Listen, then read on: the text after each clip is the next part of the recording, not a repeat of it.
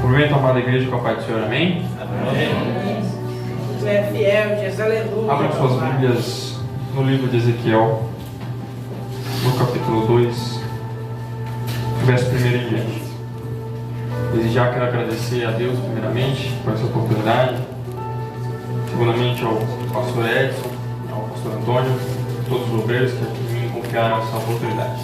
Quero agradecer também a minha esposa, que ela não está aqui no momento, mas quero agradecer ela também, porque ela é minha costela e protege meu coração. Se eu estou aqui hoje é por conta dela também. Amém. Livro de Ezequiel, capítulo 2, verso 1 em diante. Todos acharam? Amém. Diz assim: essa voz disse-me, filho do homem, põe-te sobre os teus pés e falarei contigo. Outras traduções dizem: põe-te em pé e falarei contigo. Verso 2: falando-me ele, entrou em mim o Espírito e pus-me sobre os meus pés. Ouvi aquele que me falava. Amém. Por bondade em que ele estava sentado. Deus, tu é fiel, Jesus, aleluia.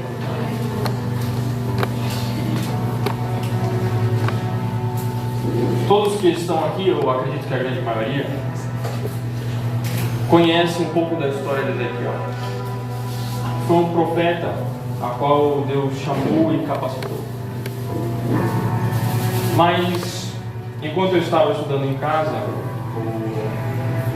Deus me atentou a esse texto, a essa história, bem nesse capítulo 2. Mas nós vamos adentrar um pouco na história a qual Deus se revela a Ezequiel. Eu quero que você pense comigo, porque todas as vezes que Deus ele apresenta o Evangelho a uma pessoa, ele faz desta maneira como fez com Ezequiel. Eu preciso que você preste muito bem atenção, porque coisas que eu vou falar agora no começo, que você vai entender só no final. A gente vê no capítulo 1 que Ezequiel, Deus, ele vai até Ezequiel e mostra em visões. Visões aqui nós temos o título de visões das 4 rodas, visão da glória divina. E é uma visão, se você for ler, você não vai entender de princípio, porque é uma coisa complexa. Acredito eu que seja só Ezequiel que entendeu naquele momento, porque até com palavras a gente pode ver aqui, a gente não consegue entender nitidamente o que Ezequiel viu naquele dia. Mas Deus mostra as visões a ele. E na última frase, antes do capítulo 2, vai dizer que Ezequiel cai no chão, com o rosto no chão. O que eu quero dizer com isso é que quando Ezequiel teve a visão, da qual Deus mostrou a ele, e ele caiu no chão, quer dizer que ele não aguentou aquilo que ele viu. Foi uma coisa extraordinária. Imagina você contando para alguém que viu as coisas a qual ele falou ali, que tinha 4 cabeças, as asas batiam uma na outra, tinha 4 rodas.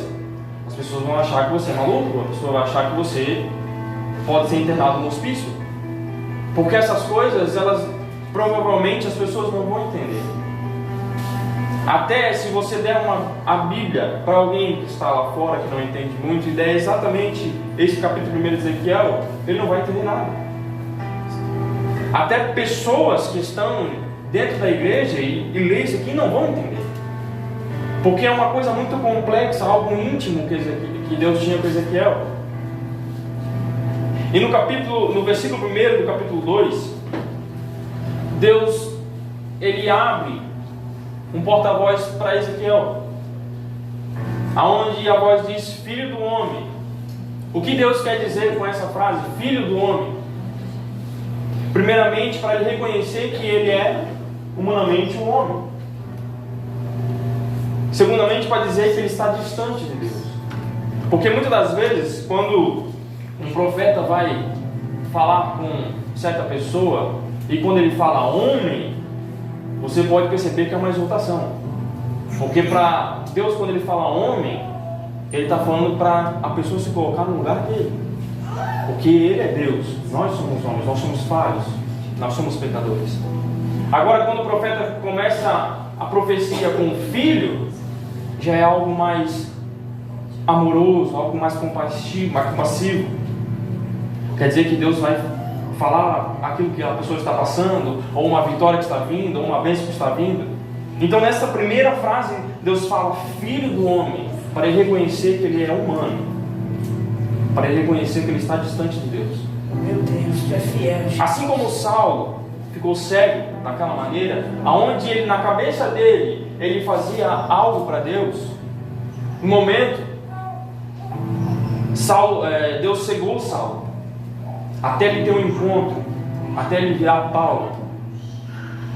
Então, nesse momento, Ezequiel recebeu uma visão e Deus falou com ele. Aí Deus dá uma ordem a Ezequiel: põe-te em pé. Eu quero que você guarde essa frase, põe-te em pé, que é o tema dessa mensagem. O que a gente aprende com põe-te em pé? É posicionamento. Porque Deus não vai falar com alguém que não tem posicionamento.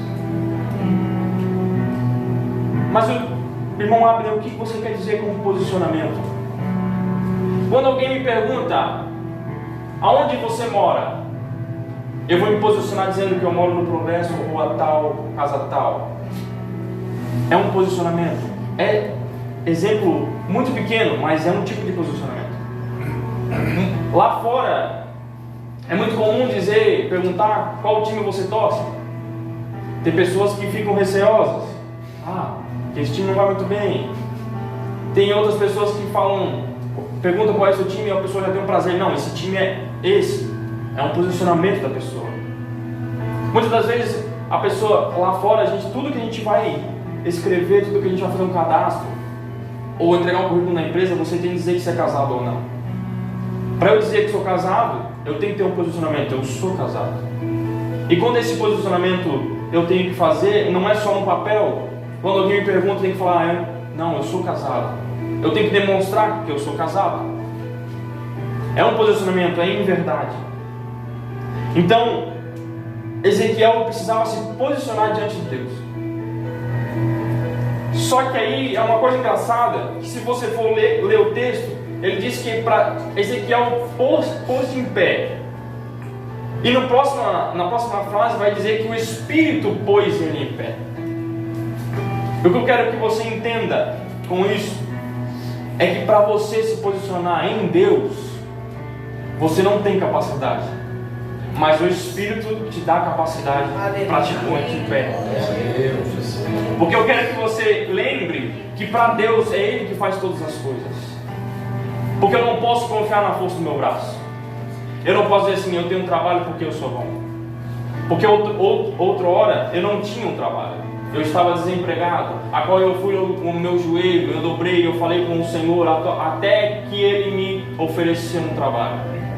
Mas eu não posso dizer hoje: não, porque eu tenho um currículo bom, porque eu tenho graduação nessa área, porque eu tenho um ensino médio completo, ou eu tenho isso e aquilo, que eu consegui um emprego. Não, foi meramente por Deus. É verdade. Então, quando Deus quer que você faça algo, quando Deus quer que você vá para algum lugar e dá uma ordem para você, Ele mesmo já te dá a capacidade. Não tem como você dizer, em nenhum momento da Bíblia, ou em nenhum momento da nossa vida, você dizer que foi na força do teu braço, ou na força que você consegue, ou porque você é bom naquilo ou outra coisa. Não tem como. Aqui Ezequiel se colocou em pé diante da presença de Deus porque o Espírito o capacitou. Todos aqui têm um chamado. Todos aqui têm. Eu acredito. E se não tem um chamado, Deus ainda vai dar um chamado.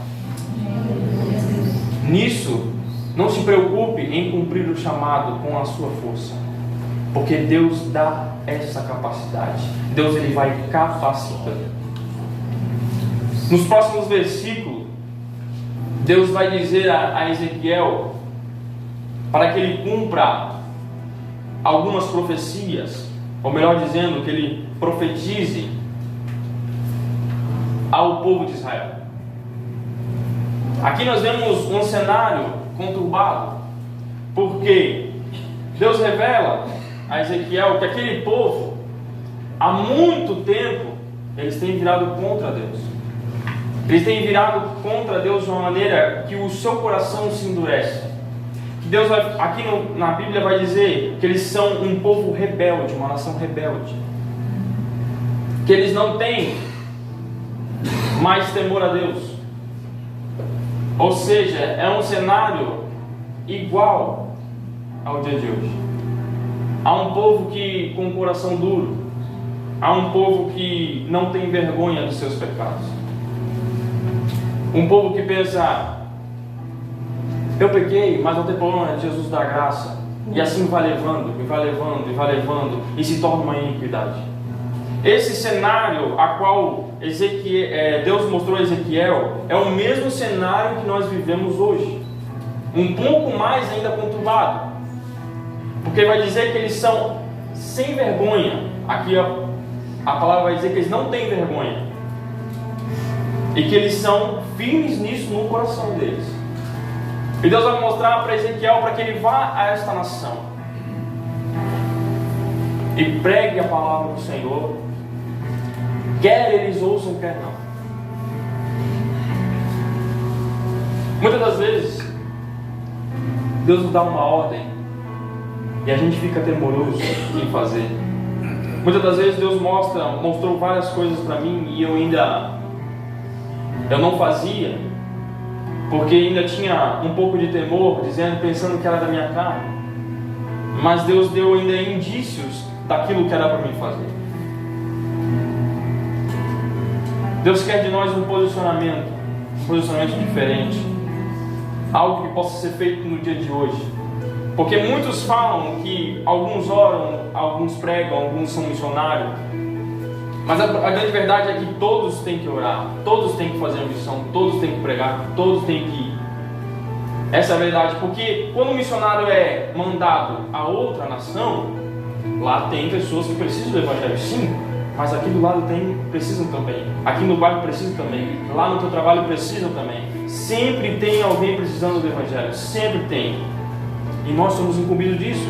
Eu quero que você entenda que isso aqui, o templo, o teto, as paredes, o chão, não é evangelho. Isso que nós estamos aqui não é evangelho. Isso não é cumprimento do ID, isso não é. Isso aqui nós estamos reunidos para adorar a Deus e posicionalmente Deus vem revelando a sua palavra. Mas isso aqui não é evangelho, isso aqui não é palavra, não é ID. Eu quero que você entenda que essa geração não é feita dentro do templo. Essa geração é para ir para fora. Mas Deus, melhor dizendo, precisa de pessoas posicionadas. Mas quem é que tem que ser posicionado? É isso que Deus me mostra nessa palavra. Porque muitas das vezes a gente está lá fora, da porta para fora. É aí que começam as coisas. Porque muitas das vezes nós estamos no nosso trabalho e vem alguém dizendo algumas coisas que tem passado, alguns erros, algumas tribulações, algum momento difícil de saúde, e nós temos ficado calados. Eu não estou dizendo para você que você precisa chegar no teu trabalho, colocar uma cadeira, subir em cima da cadeira e começar a pregar a palavra a todo mundo. Não é assim. Eu estou dizendo para você que algum momento Deus vai mandar uma pessoa que está precisando de uma palavra de salvação, que está precisando de uma palavra de conforto, uma palavra de Jesus te ama, Jesus salva, Jesus cura, Jesus liberta. Há uma pessoa precisando de uma palavra dentro do seu ciclo. Eu quero que você entenda que para ser missionário não precisa pegar o microfone. Eu quero que você entenda, para ser um missionário não precisa falar a multidões, pessoas de alto nível, não precisa. Você pode estar pensando que hoje não é um culto de missão, mas a palavra, ela é voltada para isso. Deus me capacita essa noite a falar dessas coisas. Por isso que parece uma palavra de missão, porque nós estamos falando de um profeta que foi uma nação que precisava de palavra, uma nação que estava dura. E hoje, se você não precisa ir muito longe, hoje se você pegar o seu celular na sua casa, você vai ver grandes escândalos dentro das igrejas. coisas faladas que não estão na Bíblia, coisas que as pessoas estão falando por motivação. Muitas vezes que Deus nem manda falar, as pessoas estão falando. Hoje é um nível de evangelho muito baixo dentro das congregações, dentro do ministério, dentro do ciclo das pessoas que acham que adoram a Deus. Mas nesta congregação, eu quero louvar a Deus que nessa congregação ainda tem pregações da palavra, ainda tem gente que prega a palavra, ainda tem gente que prega um evangelho cristocêntrico, onde Cristo é o centro. Por isso Ezequiel ele foi a esta nação, e Deus ainda relata a ele, para que mesmo que ele falasse, as pessoas não ouvissem, ele falasse.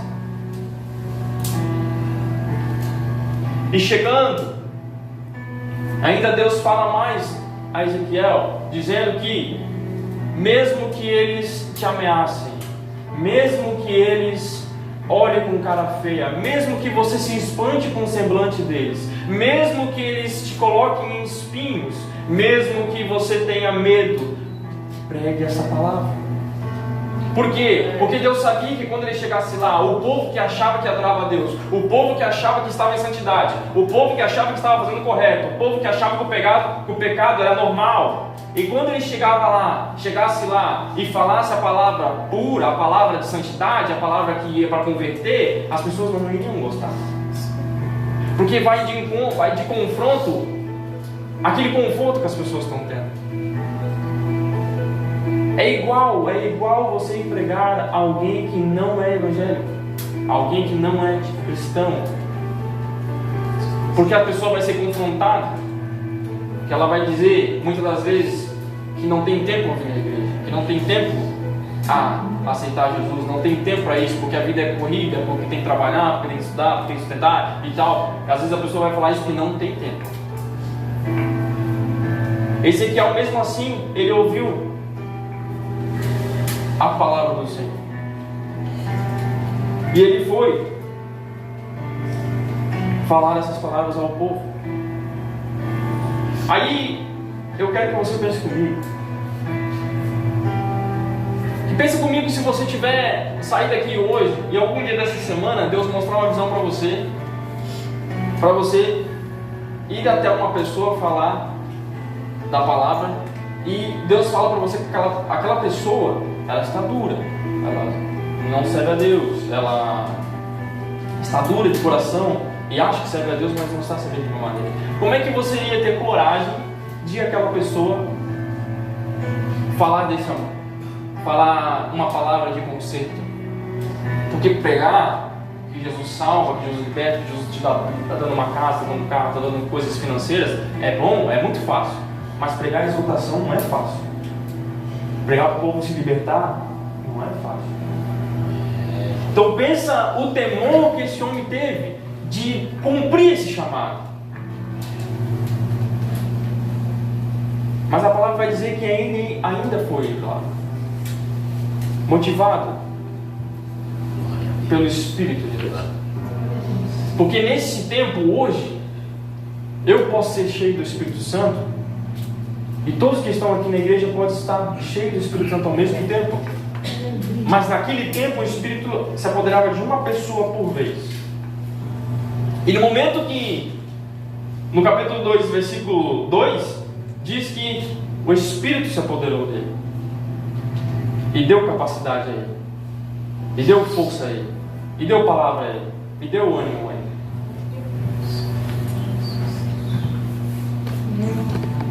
Tendo isso em vista, que o Espírito entrou nele, no capítulo 3 vai dizer que ele teve uma visão de um rolo sendo desenrolado. Ele via que o rolo era escrito na frente e no verso. O que quer dizer isso? Que a palavra ela é abrangente, não tem como compreender a profundidade, a distância, ela é enorme, ela é o que a gente precisa. E quando ele disse que come esse rolo, na visão, ele disse que é mais doce que o mel. O que eu quero que vocês entendam, o que a palavra revela a nós nesse momento, é que para você Ou seja, tem bastante pessoas aqui que têm um chamado de ser missionário, de ser pregador da palavra, seja daqui a 2 anos, seja daqui a 10 anos, para as pessoas, para os adolescentes, para as crianças. Mas o que nós aprendemos com isso, quer dizer que Ezequiel não foi sem palavra. Ou seja, ele tinha a palavra. Naquele tempo não tinha a Bíblia. Hoje tem a facilidade que nós temos a Bíblia. Porque nós aprendemos que não tem como a gente pregar a palavra sem estudar a palavra. Então, Josias, não tem como tu ir lá no teu trabalho falar a palavra sem estudar a palavra. Porque nós vamos se tornar vazio. Eu quero que você lembre que a gente não convence ninguém. Quem convence é o Espírito Santo.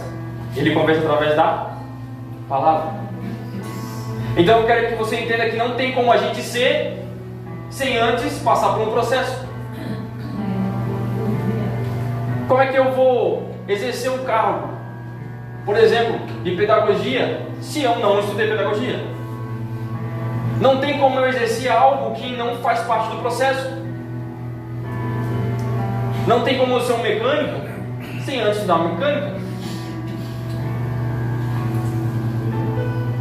Imagina eu tocando lá as peças do carro e colocando peças que não tem nada a ver, o cara vai pegar o carro e, sei lá, explode o carro. Então não tem como fazer isso sem passar por um processo. Então Ezequiel passou um processo. A gente não sabe quanto tempo ele passou antes de ir para lá, mas a gente sabe que ele comeu o bolo. Então ele tinha a palavra na boca dele, ele tinha a palavra no coração dele, porque Deus falou para ele guardar essa palavra. Eu quero que você lembre qual é o seu chamado nesse momento. Porque Deus dá um chamado, e se Ele não deu ainda, Ele vai dar, não se preocupe. Mas se Ele já deu um chamado para você, lembre qual que é. E se pergunte na sua mente se você tem passado esse processo, se ainda está passando o processo. Porque se hoje eu estou aqui, é porque eu passei um processo. Mas eu não estou falando porque eu estou aqui ministrando com o microfone. Eu estou falando porque eu estou aqui no tempo de hoje, no dia de hoje. Porque eu passei muitas lutas durante a minha vida. Eu tenho 24 anos. Aí vocês podem olhar para mim e dizer assim: não passou nenhuma luta. Mas eu passei sim. As minhas lutas, a qual Deus colocou na minha vida para mim passar. Não quer dizer que a minha luta não quer dizer que é maior que a sua, ou a sua luta é maior que a minha. Mas Deus deu a luta na medida que fosse para mim passar, que eu conseguisse passar. Porque alguns anos atrás,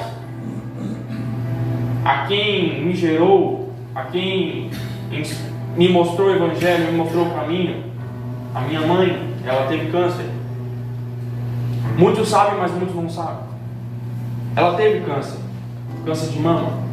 Ela era uma das pessoas que demoravam a ir ao médico, sentia que tinha algo errado, mas demorou a ir ao médico, então ela foi diagnosticada muito tarde.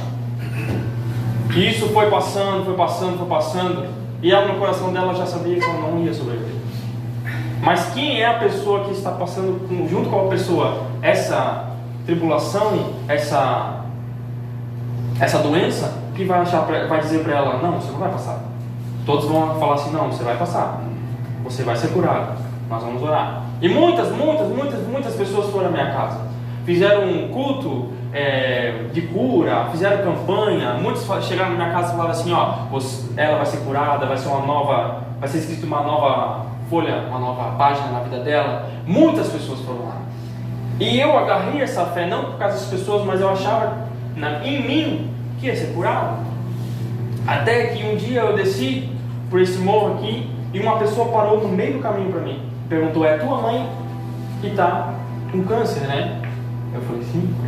Ela falou: meu, que pena, mas Deus está preparando um lugar para ela lá no céu. Eu falei: não, amém. Sorri, um sorriso amarelado que nem os outros. E quando eu virei as costas, eu falei para Deus: misericórdia, Jesus, porque ela não sabe o que fala, porque eu creio que tu vai curá-la. E assim foi indo, foi agravando cada vez mais. E aí chegou um dia que ela estava uma semana já no hospital. A gente estava revezando para ir. Eu não podia muito porque trabalhava, mas a minha esposa estava lá direto, né? Uma amiga também nossa também estava lá. E chegou uma sexta-feira 5, 6 horas da tarde, a gente recebe a notícia que ela faleceu. Aí pensa no meu coração, tudo aquilo que eu botei e depositei minha fé, né, deu aquele grande confronto dentro de mim. Eu não sabia nem o que fazer, eu estava indo por ir assim, eu ia resolver as coisas, pegar a certidão, ir lá na prefeitura, fazer as coisas que a gente sempre faz quando alguém falece. E passou o culto fúnebre aqui nessa mesma igreja, passou todo o tempo, e quando eu estava dentro da minha casa, eu ainda tinha fé que ela ia sair dentro da gaveta e ia aparecer lá na porta de casa. Era uma fé muito grande, mas era uma fé morta, porque não tinha fundamento. Então eu passei um grande processo nessa situação, passei um grande luto nessa situação. Mas naquele momento em que minha mãe não estava mais entre nós, em nenhum momento eu tive o pensamento de largar Jesus. Em nenhum momento eu tive o pensamento de não quero mais Jesus, não quero mais fazer o Evangelho, não quero mais estar na presença de Deus. Em nenhum momento, porque Deus já tinha me preparado para aquela situação. Deus já tinha preparado para aquilo que ia vir. E naquele processo que passou, Deus estava me preparando para outras coisas que ainda virão.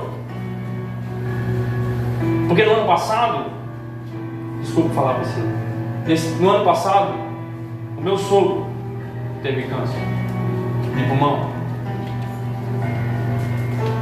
E Deus já tinha nos preparado com a situação da minha mãe para a situação do meu sogro. Nós estávamos um pouco mais apegados nessa situação. Nós sabíamos o que fazer, mas mesmo assim não acreditávamos ainda. Eu quero crer que a minha mãe, ela morreu salva, mas eu só posso ter essa certeza no dia da salva, que nós de Jesus chamamos para o grande dia. Mas eu tenho a certeza que nas últimas horas do meu sogro, ele aceitou Jesus. E Deus preparou aquele momento para que ele aceitasse. Deus teve ainda compaixão dele, porque teve alguém que foi lá e leu a palavra para ele, porque teve alguém que lá apresentou Jesus para ele. A Priscila mesmo orou 6 anos por ele. Esse testemunho não é meu, mas como faz parte da minha esposa, ele é meu também. 6 anos ela orou pelo pai dela. No últimas horas da vida dele, ele aceitou Jesus. É isso que Ezequiel estava fazendo para Deus.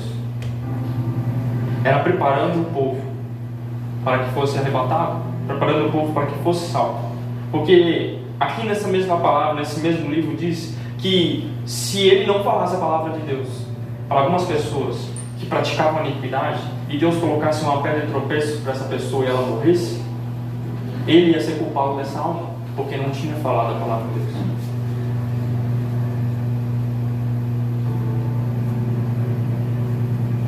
Quando Deus mostra algo para nós, quando Deus tem um encontro conosco, assim como teve um encontro com Ezequiel no capítulo 1, e algumas visões foram dadas a ele, a gente, porque Jesus ele nos quebra por inteiro quando ele tem um encontro com nós. Porque quando Jesus teve um encontro comigo, ele me quebrou, o vaso quebrou no meio. E naquele momento que eu tive um encontro com Jesus, toda a minha vida mudou. A minha família ela foi restituída naquele dia. A minha mãe se reconciliou com Jesus quando Jesus teve um encontro comigo. Meu pai aceitou Jesus quando Jesus teve um encontro comigo. Ele me quebrou e formou um caráter cristão em mim. Desde aquele momento. Só que Deus sabia que se Ezequiel não tivesse um encontro com Deus antes de ir para a nação, quando ele chegasse lá e visse as perseguições, as pessoas falando mal, ele deixaria Jesus, ele deixaria Deus, ele não cumpriria o propósito. Mas como Ezequiel viu algo que nunca tinha visto antes, uma visão do céu divina, ele teve a certeza de que quando ele chegasse lá, ele não esquecesse quem enviou ele. Eu quero que você entenda todo aquele processo, toda a luta que você passou, tudo aquilo que te amargurou, tudo aquilo que fez você chorar, tudo aquilo que você está passando, é um processo para quando você chegar lá na frente, você não abandonar ele. Porque pode estar difícil agora, mas quando chegar lá na frente, você vai lembrar daquilo que você passou, e você vai lembrar que Deus é contigo.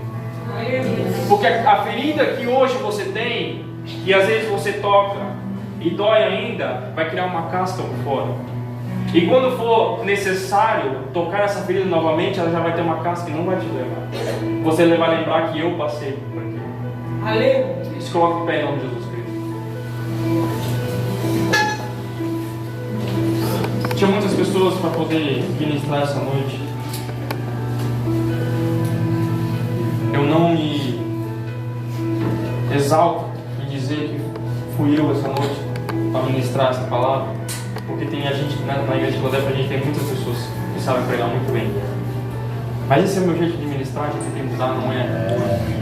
Eu faço um esboço e daí eu esqueço todo o esboço quando eu estou ministrando. É esse jeito que Deus me usa. Mas eu quero falar para você que Jesus disse nos evangelhos que no mundo tereis aflições, mas tenha bom ânimo, porque eu venci o mundo. Aleluia. Você não entendeu? João capítulo 11 vai dizer que Jesus chorou. Isaías capítulo 53 vai dizer que ele foi desprezado. Mateus 27 vai dizer que zombaram dele, riram dele. João capítulo 19 vai dizer que ele foi ferido. Mateus 26 vai dizer que ele foi traído. Lucas capítulo 4 vai dizer que ele foi tentado. Mateus capítulo 27 vai dizer que ele se sentiu abandonado. E quem nunca sentiu essas coisas que Jesus sentiu? Verdade. Mas ele disse: no mundo tereis aflições, mas tem bom ânimo, porque eu venci o mundo. Aleluia. O que ele quis dizer com isso? Eu já passei as mesmas coisas que você passou, ou está passando. Por isso tenha bom ânimo, porque eu venci o mundo. Nessa noite feche seus olhos.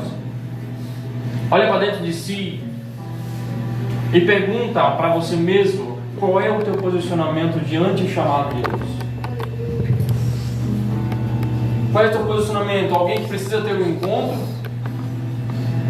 Alguém que já teve um encontro, porém precisa ir até a nação?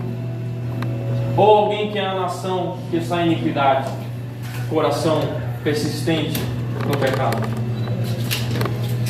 Se você quer uma oração, chegue à frente, pois o pastor e os obreiros vão estar orando. Mas leve para casa essa palavra, a qual Ezequiel, ele se fez vaso, ele se fez dependente de Deus, ele se fez profeta, para que cumprisse a palavra do Senhor. No nome santo do Senhor Jesus.